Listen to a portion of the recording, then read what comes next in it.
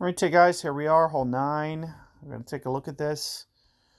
And I'll typically do either QB or Apocalypse. And I'll typically dictate it by whatever the wind is. This is a tricky wind for QB, but we can still do it. So what I'll typically do is I might try to set up, let's just say 6 rings into the fairway, kind of like this. And then I'll just go with a max curl shot. So let's just do this. And we'll go into a little bit of power, 7-ish rings, somewhere right around here. And then we're just going to go max, as I mentioned, a little bit of power. And we can just go a little bit more power depending on, how this works out. So you can see that it shoots over right here. I did get that check-up bounce, so it didn't quite roll out. It would have rolled out much more, maybe 10 more yards, 8 more yards if I would have got the better rollout. However, next time I can probably power it up just a tad bit more than that next time. Maybe an extra 2 rings worth of power.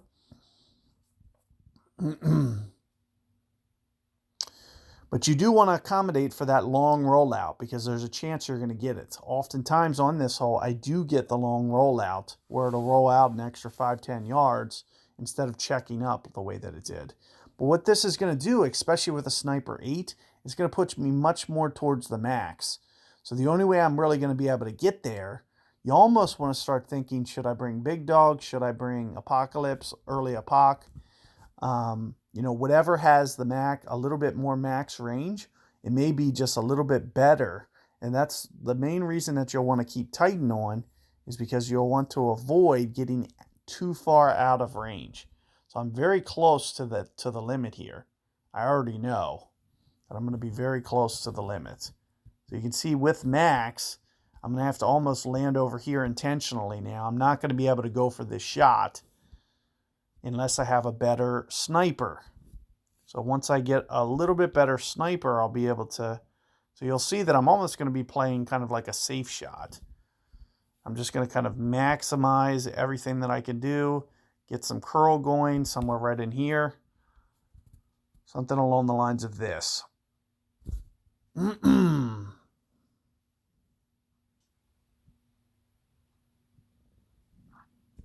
you'll see I made it much tougher on myself by not getting the tee shot quite long enough. And alternatively, like I said, if I have a better sniper, if I had a Sniper 9 even, that's enough that second hop would have hit this fairway here. I would have been up by the pin. So I really was only, 3 to 5 yards short, but we'll need to make sure that we get that tee shot up just a little bit farther. Alternatively, like I said, we can bring Big Dog to extend that range. It'll have 14 extra yards of range.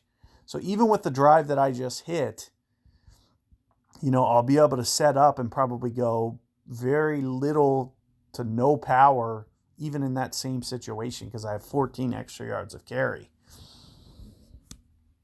which is all of my overpower plus some. So I probably wouldn't have even needed overpower if I would have brought the Big Dog. So it's just something to think about. But if you have a Sniper 10, probably definitely worth just increasing your drive just a little bit and getting that up there. So nevertheless, though, you can see, we can just kind of gently put this off the right edge. And then after the wind plays, it should just kind of go right into the center. So we'll still get our eagle either way. But ideally, you want to be able to give that a chance for Albatross. And if you want to see what the Albatross at least looks like in terms of what you want to be doing with the spin, do check out the expert guides. I do have Sniper 10 and was able to do it that way. Alternatively, like I mentioned, considering how many holes you're going to be able to get to the same spots, much better. As long as you have the bankroll to do it, playing in expert is going to be much better than pro. I hate playing in pro. It's my least favorite division to play out of all 4. So, keep that in mind.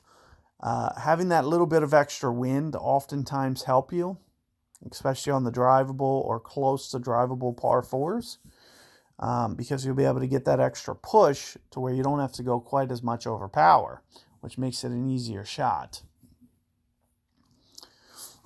Or vice versa, if I could get up to a long iron and pro, I can probably get to a short iron distance in expert.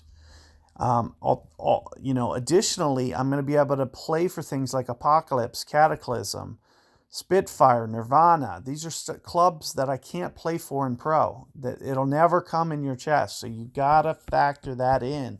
And that's why if you have the bankroll to do so, moving up to expert as soon as possible. I play as few tournaments in pro as possible. When I'm bringing up an account, I try to do 2 in rookie, 1 in pro, and then expert on from that point. So that's what you want to be looking at to really progress that account as much as you can. So keep all that in mind. Good luck with your rounds, and I will see you guys in future guys.